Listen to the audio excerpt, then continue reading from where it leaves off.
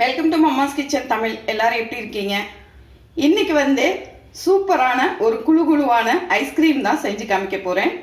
நம்ம எத்தனையோ வெரைட்டியில் ஐஸ்கிரீம் சாப்பிட்ருப்போம். அது எல்லாமே கடையில் வாங்கி சாப்பிட்ருப்போம். அதை ஈஸியாக வீட்டில் எப்படி செய்யலாங்கிறத நம்ம இன்னைக்கு பார்க்க போகிறோம். இன்னைக்கு பப்பாளி பழத்தை வச்சு ஒரு ஐஸ்கிரீம் செஞ்சு காமிக்க போகிறேன். ஐஸ்கிரீமை 3 மெத்தடில் பண்ணலாம். ஒன்று ஃப்ரெஷ் க்ரீம் வச்சு பண்ணலாம், ரெண்டாவது முட்டையை வச்சு பண்ணலாம், மூணாவதா முட்டை சாப்பிடாதவங்களுக்காக கஸ்டர்ட் பவுடரை வச்சு ஐஸ்கிரீம் பண்ணலாம். இதில் ஃப்ரெஷ் க்ரீம் வச்சு ஐஸ்கிரீம் பண்ணுறது ரொம்ப ஈஸியான ப்ராசஸ்ஸு. மற்றபடி முட்டையோ கஸ்டர்ட் பவுடரோ வச்சு ஐஸ்கிரீம் பண்ணுறது கொஞ்சம் லாங் ப்ராசஸ்ஸு. பட் பார்த்தீங்கன்னா டேஸ்ட் இதில் ரெண்டுத்துக்குமே ரொம்ப சூப்பராக இருக்கும். இன்றைக்கி முட்டை இல்லாமல் நம்ம கஸ்டர்ட் பவுடர் வச்சு எப்படி ஐஸ்கிரீம் பண்ணுறதுன்னு தான் பார்க்க போகிறோம். ஆல்ரெடி ஐஸ்கிரீம்ஸ் நான் நிறைய பண்ணி காமிச்சிருக்கேன். அதோடைய பிளேலிஸ்ட் லிங்கை கீழே டிஸ்கிரிப்ஷன்லையும் மேலே ஐ பட்டன்லையும் தரேன். பார்க்காதவங்க செக் பண்ணி பாருங்கள். இப்போ வாங்க நம்ம இந்த பப்பாளி பழத்தை வச்சு எப்படி ஐஸ்கிரீம் பண்ணலாங்கிறத பார்ப்போம்.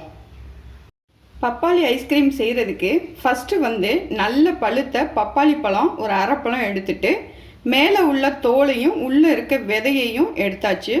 இப்போ இது சின்ன சின்ன பீஸாக கட் பண்ணி வச்சுருக்கேன். இதை மிக்சியில் போட்டு நல்லா கட்டி இல்லாமல் நைஸாக அரைச்சி எடுத்துக்கணும். பப்பாளி பழத்தை நல்லா நைஸாக பேஸ்ட்டாக அரைச்சி எடுத்தாச்சு. இதில் நான் எதுவும் தண்ணி ஊற்றலை, வெறும் பழத்தை மட்டும்தான் அடிச்சிருக்கேன். இப்போ பழம் ரெடி ஆயிடுச்சு. இப்போ 1 லிட்டர் பால் எடுத்திருக்கேன். இந்த 1 லிட்டர் பாலும் தண்ணி கலக்காத திக்கான பாலாக இருக்கணும். அதே நேரத்தில் ஃபேட் கண்டென்ட்டு ஜாஸ்தியாக இருக்கணும். இந்த 1 லிட்டர் பால் 1/2 லிட்டர் ஆகிற வரைக்கும் நல்லா காய்ச்சுவோம். அப்பப்போ கரண்டியை போட்டு நம்ம கிளறிக்கிட்டே இருப்போம், அடிப்பிடிக்காமல் இருக்கிறதுக்கு. இப்போ 1 லிட்டர் பால் நல்லா கொதிச்சு வற்றி 1/2 லிட்டர் அளவுக்கு வந்துடுச்சு. இப்போ நம்ம ஸ்டவ் ஆஃப் பண்ணிக்குவோம். இப்போ நான் கஸ்டர்ட் பவுடர் 2 ஸ்பூன் எடுத்து வச்சுருக்கேன்.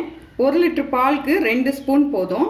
இப்போ இந்த கஸ்டர்ட் பவுடர் அப்படியே போடாமல் ஒரு கரண்டி பால் இதிலிருந்து எடுத்துட்டு நம்ம இதில் ஊற்றி நல்லா கட்டி இல்லாமல் கரைச்சிக்கலாம். இப்போ கஸ்டர்ட் பவுடரில் பாலை ஊற்றி நல்லா கட்டி இல்லாமல் கரைச்சி வச்சாச்சு. இதை தனியாக வச்சுக்கலாம். இப்போ இந்த மிதமான சூட்டில் உள்ள பாலில் நம்ம 2 ஸ்பூன் அளவுக்கு வெண்ணெயை சேர்த்துக்கலாம், அதாவது பட்ரு சேர்த்துட்டு நல்லா கலந்து விடுங்க. இந்த பாலில் உள்ள சூட்லேயே பட்ரு நல்லா கரைஞ்சிடும். பட்ரு கரைஞ்ச உடனே நம்ம கரைச்சி வச்சுருக்க கஸ்டர்ட் பவுடரை கொஞ்சம் கொஞ்சமாக ஊற்றிட்டு இதில் கலந்து விட்டுக்கலாம். இப்போ அடுப்பை ஆன் பண்ணி மீடியம் ஃப்ளேமில் வச்சுட்டு கொஞ்சம் கொஞ்சமாக கிண்டி விடுவோம். ஒரு 2-3 கிளறின உடனே இதுக்கு தேவையான சுகரை நம்ம சேர்த்துக்குவோம். இதுக்கு 3/4 கப் அளவுக்கு சர்க்கரை போதுமானது. சர்க்கரை போட்டுட்டு நல்லா கரைச்சி விடுங்க. இந்த சர்க்கரை நல்லா கரையணும். இப்போ நம்ம போட்டிருக்க சர்க்கரை நல்லா கரைஞ்சி கொஞ்சம் கொதிச்சு திக்னஸாக வரும்போது நம்ம அரைச்சி பேஸ்ட்டாக எடுத்து வச்சுருக்க இந்த பப்பாளி பேஸ்ட்டை நம்ம இதோடு சேர்த்துக்குவோம். சேர்த்துட்டு நல்லா கிளறி விடலாம். பப்பாளி பழத்தை போட்டு ஒரு 2 நிமிஷம் கொதிக்க வச்சுருக்கோம். இங்கே பாருங்கள், பபிள்ஸ்லாம் வருது. இதுதான் ஸ்டேஜ். இப்போ நம்ம ஸ்டவ் ஆஃப் பண்ணிக்குவோம். நம்ம காய்ச்சி ஆற வச்சு ரெடி பண்ணி வச்சுருந்ததை நம்ம மிக்ஸி ஜாரில் போட்டு நல்லா அரைச்சி எடுத்துருக்கோம். இப்போ இதை ஒரு ஏர்டைட் பாக்ஸ் எடுத்துட்டு அதில் ஒரு ஃபில்ட்ரு வச்சு நல்லா வடிகட்டிக்குவோம். பாருங்கள் எந்த அளவுக்கு க்ரீமியாக வந்திருக்கு அப்படின்னு. நம்ம ஃபில்ட்ரு வச்சு வடிகட்டும் போது ஏதாவது டஸ்ட்டு இருந்துச்சு அப்படின்னா இதில் ஃபில்ட்ரு ஆகிக்கும். அதே மாதிரி பழம் நம்ம பப்பாளி பழம் அடிச்சிருக்கோம் இல்லையா, அது சரியாக அடிபடாமல் கட்டியாக இருந்தால் கூட இதில் ஃபில்ட்ரு ஆகிக்கும். இதில் எதுவும் இல்லை. இதை மூடி போட்டு மூடி ஃப்ரீசரில் எடுத்து வச்சிடலாம். 3 மணி நேரம் கழித்து இதை எடுத்து திருப்பி மிக்சியில் அரைக்கணும். இந்த மாதிரி 3 தடவை அரைக்கணும். இப்போ முதல் தடவை அரைச்சாச்சு. இது இல்லாமல் ஒரு 2 தடவை மிக்சியில் போட்டு அரைச்சி எடுக்கணும்.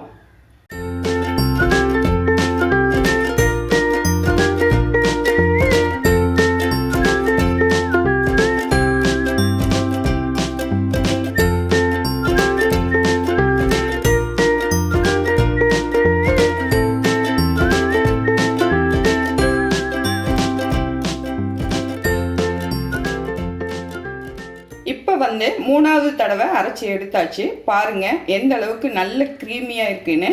இவ்வளோ தான் போதுமானது. இதை வந்து ஃப்ரீசரில் வச்சு ஒரு 6 ஹவர்ஸ் கழித்து நம்ம எடுத்து சாப்பிட்டோம்னா கரெக்டாக வந்துடும். 6 ஹவர்ஸ் ஆயிடுச்சு. இப்போ வந்து நம்ம ஐஸ்கிரீமை ஓப்பன் பண்ணி பார்ப்போம். எந்த அளவு பாருங்கள் க்ரீமியாக சூப்பராக வந்திருக்கு. கடையில் வாங்குகிற ஐஸ்கிரீம் மாதிரியே நல்ல சூப்பராக பார்க்குறதுக்கும் அழகாக இருக்குது. அதே நேரத்தில் நல்ல டேஸ்ட்டாக இருக்குது. இதே மாதிரி நீங்களும் வீட்டில் செஞ்சு சாப்பிட்டு பாருங்கள். நல்லா சாப்பிடுங்க, ஆரோக்கியமாக இருங்க, சந்தோஷமாக இருங்க. மீண்டும் ஒரு புது ரெசிபியில் உங்களை சந்திக்கிறேன். நன்றி.